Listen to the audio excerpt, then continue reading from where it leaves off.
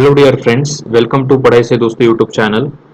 We are discussing about basic accounting principles questions asked in junior storekeeper and junior purchase assistant exam, which is conducted by Department of Atomic Energies, Directorate of Purchase and Stores. So guys, we have already discussed 20 question out of 40 questions in our previous video section. In today's video session, we are going to discuss the next 20 questions which are based on basic accounting principle. Okay, so let's move ahead with the new question, that is question number 61. Fresh capital introduction will increase which of the following?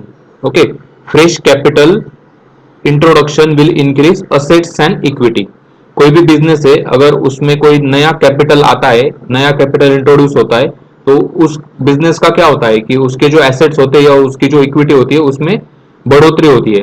Right, so option number B is the correct answer for this question. Next one, discount allowed is a kind of deduction of which of the following type? Account payable, account receivable, cash account और discount account. तो discount allow होता है किसी भी bill pay, तो ये क्या होता है कि एक अकाउंट रिसीवेबल होता है. ओके, तो ये आपको ध्यान रखना है, अकाउंट रिसीवेबल ये सही जवाब होगा. Next question, the other name of journal is what? Journal क्या होता है? किसी भी ऑर्गेनाइजेशन में एक ऐसा बही खाता होता है जिसमें डेली के जो भी फाइनेंशियल ट्रांजैक्शन होते हैं उसको हम नोट डाउन करते हैं, तो उसे डे बुक भी बोला जाता है. Okay, so other name of journal is day book. Option number C is the correct answer. Next one, goods returned by consumer should be debited to which of the following account?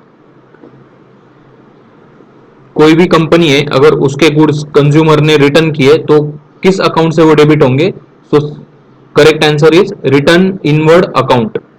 Return inward account, option number C ये सही जवाब होगा इसका.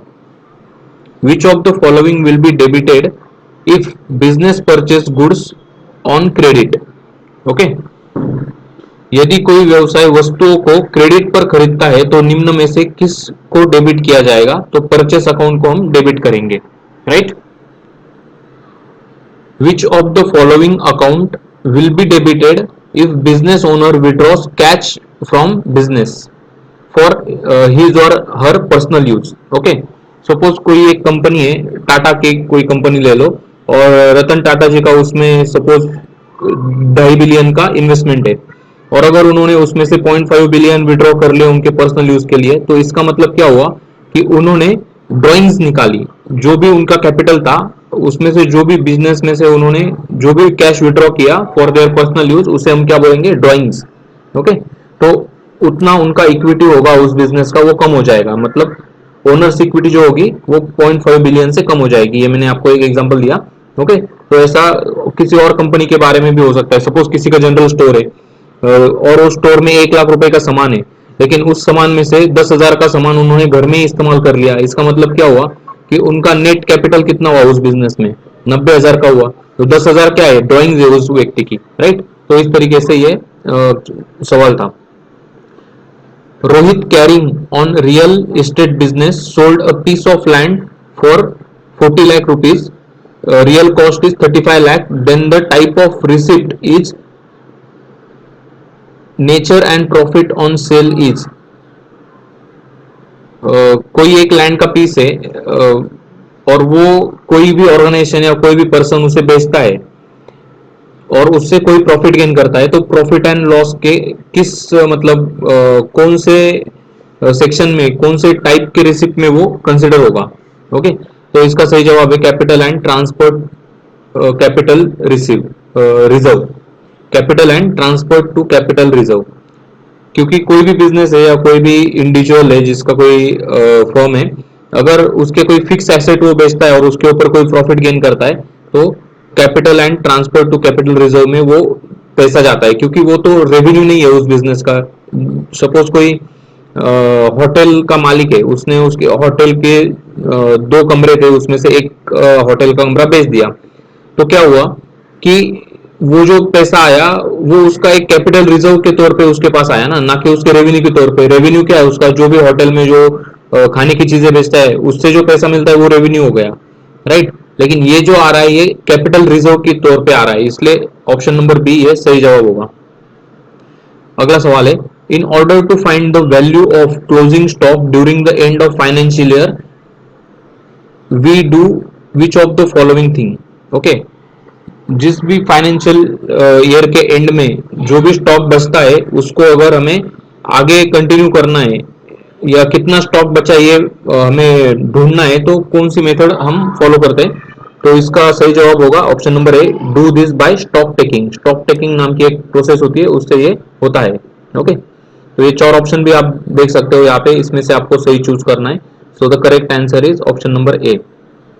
अगला सवाल, sales invoices are first entered in which of the following account. Okay, तो जो भी सेल्स इनवॉइसेस होते हैं वो सेल्स जनरल में जाते हैं। ओके, कोई भी ऑर्गेनाइजेशन उसके सपोज 10 अलग अलग टाइप के प्रोडक्ट है, अगर जो भी प्रोडक्ट वो बेचते हैं उससे जो इनवॉइस क्रिएट होता है वो सेल्स जनरल में उस एंट्री को वो शो करते हैं। Okay, the next question, if a trial balance total do not agree the difference must be entered in which of the following account। जो भी ट्रायल बैलेंस होता है किसी भी कंपनी का जो बैलेंस शीट होता है उसमें अगर वो डिफरेंस उसमें आता है या जो ट्रायल बैलेंस है वो एग्री नहीं करता है, उसमें कोई तफावत आ रही है, तो वो जो डिफरेंस होता है अमाउंट का उसे कहाँ पे एंटर करते हैं, तो सस्पेंस अकाउंट में हम उसे एंटर करते हैं। तो यहाँ पे अलग अलग अकाउंट के टाइप दिए, तो उसमें से सही जवाब होगा सस्पेंस अकाउंट। ओके, अगला सवाल, the long term asset that have no physical existence but are rights that have value is known as what. Current asset, fix asset, intangible asset या इन्वेस्टमेंट्स।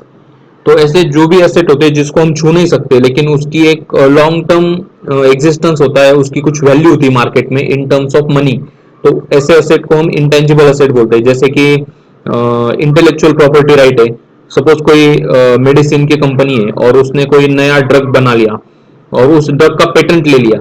पेटेंट क्या होता है, एक इंटेंजिबल एसेट होता है ना जिसको हम छू नहीं सकते, वो राइट होता है किसी भी ऑर्गेनाइजेशन का कि उस पर्टिकुलर ड्रग का प्रोडक्शन वही ऑर्गेनाइजेशन कई सालों तक कर सकती है। जनरली ये 20 ईयर्स का ये मिलता है राइट।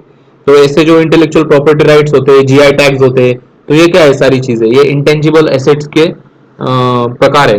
ओके, इंटेंजिबल एसेट के अंदर ही आते हैं राइट। लोअर द डेप्ट equity ratio, lower the protection to creditor, higher the protection to creditor, it does not affect the creditor, none of the above। तो इसका सही जवाब होगा higher the protection to the creditor।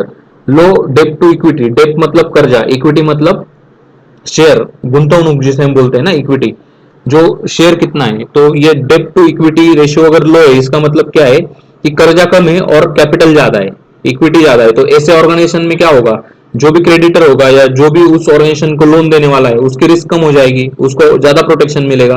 लेकिन ये debt to equity ratio higher होगा तो क्या होगा कि लोन ज्यादा है और इक्विटी कम है, मतलब जो ओनर है उस कंपनी का या जो भी ग्रुप ऑफ इंडिविजुअल्स है जिन्होंने वो कंपनी शुरू की है उनकी खुद की कैपिटल कम है और कर्जा ज्यादा है। तो ऐसे कंपनी को अगर फ्यूचर में फिर से कर्जा चाहिए तो जो भी फंडिंग करने वाला बैंक होगा या जो भी इन्वेस्टर्स होंगे वो दो बार सोचेंगे कि यार यहाँ पे इन्वेस्ट करना चाहिए कि नहीं, क्योंकि ऑलरेडी इस कंपनी ने बहुत ज्यादा कर्जा ओढ़ लिया है।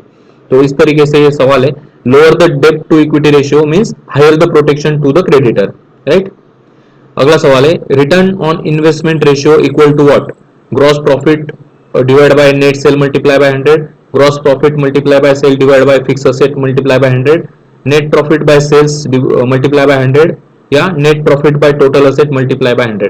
रिटर्न ऑन इन्वेस्टमेंट क्या होता है कि आपने कितना इन्वेस्ट किया उसमें उसके ऊपर रिटर्न कितना आया है। तो टोटल असेट इन्वेस्टेड जो भी आपने किए है उसके ऊपर अगर कोई नेट प्रॉफिट आता है तो उसका जो रेशियो होगा net profit upon total asset, उसको अगर 100 से गुना करेंगे तो रिटर्न ऑन इन्वेस्टमेंट आपको मिलेगा राइट। सिंपल सवाल था ये, option number D is the correct option, correct answer. अगला सवाल है, identify the correct sequence of accounting process. बहुत सिंपल है, जो भी अकाउंटिंग प्रोसेस होती है आपने बहुत बार इसके बारे में पढ़ा होगा। सबसे पहले कौन सा चीज हमें करना होता है कि जो भी चीजें किसी भी ऑर्गेनाइजेशन में होती है तो whether it is financial transaction और नॉन फाइनेंशियल ट्रांजैक्शन, ये हमें पता करना होता है। अगर वो फाइनेंशियल ट्रांजैक्शन है तो हम उसे रिकॉर्ड करेंगे अगर वो रिकॉर्ड हो चुका है तो अलग अलग अकाउंटिंग प्रोसेस में उसको हम कम्युनिकेट करेंगे। तो option number D is the correct option, identifying, recording and communication is the right answer. Okay, अगला सवाल, book keeping mainly consist of which part of accounting process. जो भी बुक कीपिंग होती है वो क्या होती है? बुक कीपिंग मतलब क्या कि जो भी फाइनेंशियल ट्रांजैक्शन होते हैं जिसको हम in terms of money measure कर सकते हैं उसको रिकॉर्ड करने का काम बुक कीपिंग का होता है। So recording financial information is a part of accounting process which is done by bookkeeping. Okay, अगला सवाल, dash dash is the gross inflow of economic benefit, asset, liability, income and expenses. तो जो भी income है उसको ही हम gross inflow of economic benefit बोलेंगे, right. So option C is the correct answer for this question. Which of the following is a liability, cash, equipment, debtor और creditor. Cash क्या होती है? अगर मेरे पास कैश है मतलब मेरे पास कुछ एसेट है, इक्विपमेंट है मेरे पास, तो उस इक्विपमेंट का यूज करके मैं कुछ प्रोडक्शन कर सकता हूँ मेरी फैक्ट्री में, तो ये एसेट हो गए, ये तो लायबिलिटी नहीं हो गई। डेप्टर मतलब मैंने किसी को उधार दिया है तो वो भी क्या है, मेरे उसके ऊपर मुझे ब्याज मिलेगा, राइट। तो वो भी मेरे लिए एसेट है, जो भी इंटरेस्ट रकम में अर्न कर रहा हूँ या जो भी डिविडेंड मुझे मिल रहा है वो क्या है, वो भी मेरे लिए एसेट है। लेकिन क्रेडिटर, अगर किसी का उधार मैंने लिया है तो मेरे ऊपर लायबिलिटी है, right. So creditors belongs to the liability, right. Identify the asset from the following, cash and cash equivalent, creditors, net notes payable and bank loan. तो इसमें से एसेट कौन सा होगा? Cash and cash liability. ये जो नगद हमारे पास है तो उसका इस्तेमाल करके हम कुछ भी चीजें परचेस कर सकते हैं, प्रोडक्ट किसी भी चीज का प्रोडक्शन हम कर सकते हैं, हमारी खुद की ऑर्गेनाइजेशन फैक्ट्री रन कर सकते हैं। So it is asset for us, right. Next question, identify the nominal account. Nominal account निम्न में से कौन सा है? Machinery account, building account, creditor account और रेंट एक्सपेंस अकाउंट। तो ये रेंट एक्सपेंस अकाउंट जो है ये नॉमिनल अकाउंट का एक प्रकार है। Okay, option number D is the correct answer.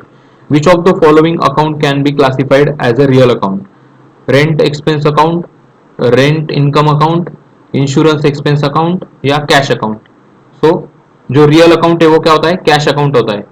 Cash account को हम रियल अकाउंट के टर्म्स में क्लासिफाई करते हैं या रियल अकाउंट उसको हम बोलते हैं, right. So option number D is the correct option.